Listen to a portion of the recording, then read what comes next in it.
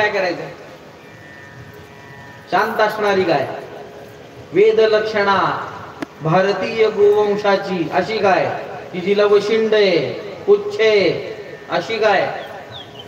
गोसदृश प्राणी म्हैस सुद्धा आहे. म्हशीने शिंग दाखवायला काय उपयोग नाही.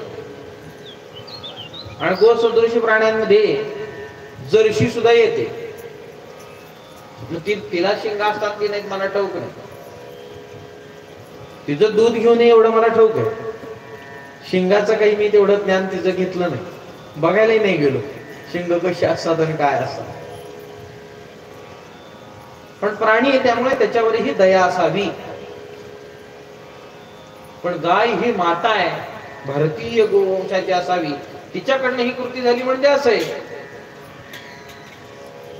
मागून त्या वासराची शेपटी श्रीकृष्ण फिरवत असत, वासर पळत असत आणि देवही मग त्या वासरांच्या मागे पळत असत. कधी वासरांच्या मागे पळतायत, कधी वासर त्यांच्या मागे पळतायत.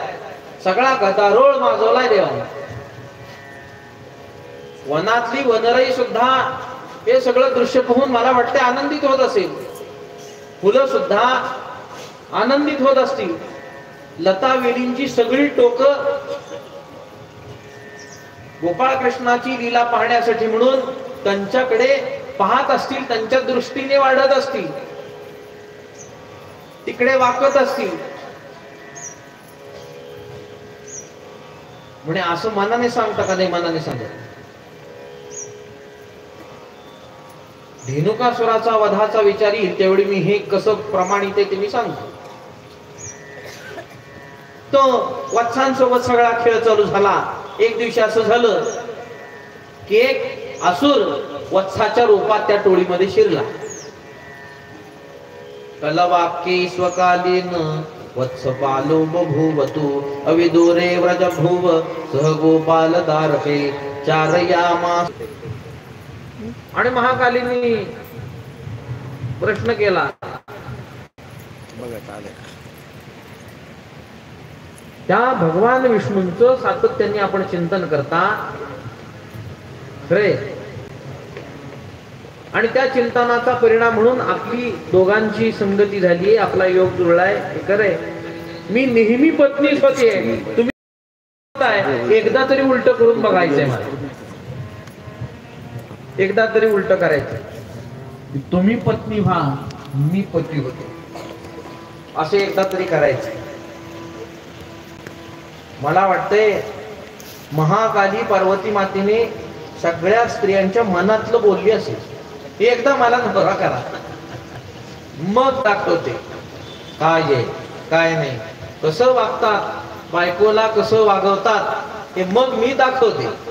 एकदा मला नवरा करा. पार्वती माता म्हणली, नेहमी तुम्ही पती होता, मी नेहमी पत्नी होते, मग काय करा, एकदा असं थोडस पारड बदलू. महादेव म्हणले ठीक आहे.